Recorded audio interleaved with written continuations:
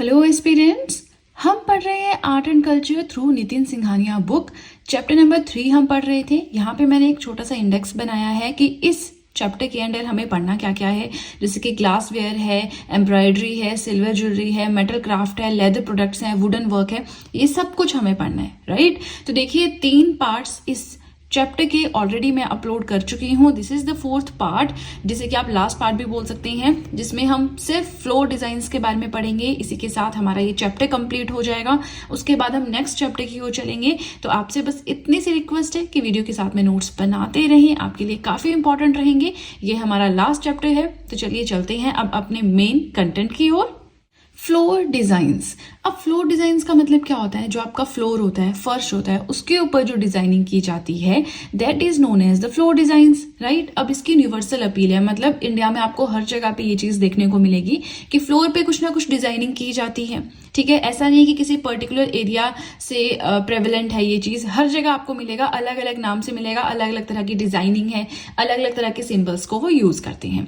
Now earlier यानी बहुत time पहले फ्री हैंड ही की जाती थी, वैसे रफ सी पेंटिंग या रफ सी डिजाइनिंग की जाती थी। लेकिन टाइम के साथ ज्योमेट्रिक शेप्स का यूज होना स्टार्ट हुआ, जैसे कि सर्कल्स हैं, स्क्वायर्स हैं, ट्रायंगल्स हैं, तो इस तरह की शेप्स में जो है ये डिजाइनिंग होने लगी। It is a natural way of drawing.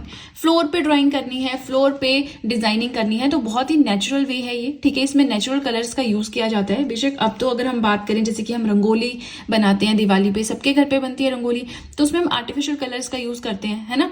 तो अब तो आर्टिफिशियल कलर्स की ओर भी हम शिफ्ट हो रहे हैं, बट एक टाइम पे नेचुरल कलर्स को ही यूज किया जाता था, which do not stay in the floor and can be erased easily. ऐसे कलर्स जिनका फ्लोर पे यानी फर्श पे कोई निशान ना रह जाए, जिन्हें इजीली साफ किया जा सके, इस तरह के कलर्स हम यूज करते हैं, ठीक है। It meant that these are not to be permanent. इसका मतलब क्या है कि फ्लोर डिजाइन्स परमानेंट नहीं होते हैं। ये जस्ट रंगोली टाइप है कि किसी ओकेजन पे, किसी फेस्टिवल पे आप लगाएंगे फ्लोर पे एंड देन दैट्स इट, ठीक है ना। अब देखिए अलग अलग जगह पे इन फ्लोर डिजाइन्स को अलग अलग नाम से जाना जाता है, ठीक है ना। तो अब हमें वो पढ़ना है कि अलग अलग जगह पे किस किस नाम से जाना जाता है, क्योंकि एग्जाम में क्वेश्चन आपका यहां से बनेगा, ठीक है। तो फर्स्ट हमारा आता है चौकपूर्णा। पंजाब एंड यूपी में से चौकपूर्णा नाम से जाना जाता है। एपन डिजाइन्स हिमाचल के फेमस है। जो भी ऑस्पिशियस फेस्टिवल्स आते हैं, बड़े बड़े त्योहार आते हैं, उनमें ये डिजाइनिंग घर पे की जाती है। बेसिक मोटिव सिंबल्स यानी सिंबल जो इसमें बनाए जाते हैं या डिजाइन का स्ट्रक्चर जो इसमें रहता है, वो है स्क्वायर्स हो गए, सर्कल्स हो गए, ट्रायंगल्स हो गए। तो बेसिकली ज्योमेट्रिकल शेप्स का इसमें यूज किया जाता है। नेक्स्ट आता है मंदाना। ये राजस्थान एंड एमपी का फेमस है। ये यहाँ पे जो मंदन वर्ड यूज हो रहा है, इसका मतलब ही होता है डेकोरेशन, और यहाँ पे सेम इसी तरह के मोटिव्स यूज किए जाते हैं, राइट। नेक्स्ट आता है सांथियाज। ये गुजरात का फेमस है। To decorate the entrance of the houses on important occasions. जो इंपॉर्टेंट फेस्टिवल्स होते हैं या कोई भी इंपॉर्टेंट दिन है, त्योहार है, उस दिन घर का जो दरवाजा होता है, जो एंट्रेंस होती है, वहां पे ये डिजाइन्स बनाए जाते हैं।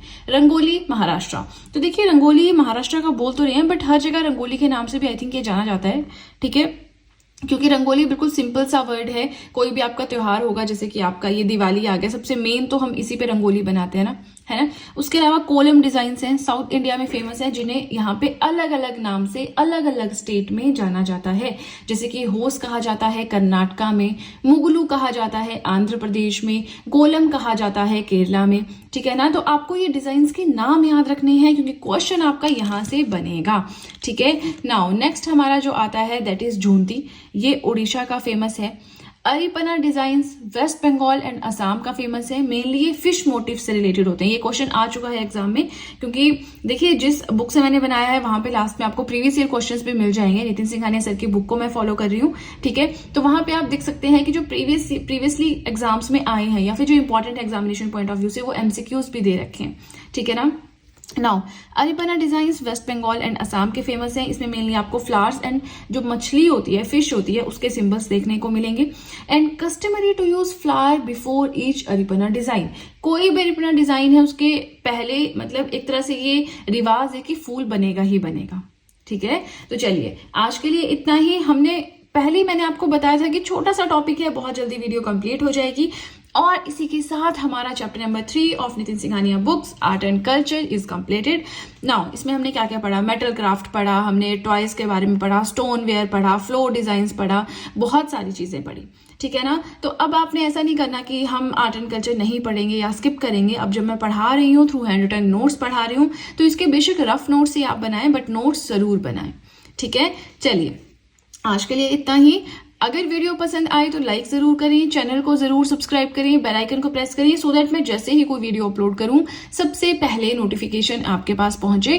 प्लस जो भी आपके फ्रेंड्स हैं जो भी गवर्नमेंट एग्जाम्स के लिए प्रिपेयर कर रहे हैं उनके साथ भी मेरे चैनल का लिंक जरूर शेयर करें so that in hand written notes का उन्हें भी कुछ फायदा हो सके। तो चलिए फ्रेंड्स आज के लिए इतना ही। अब हम मिलेंगे नेक्स्ट वीडियो में। So that's it and see you soon.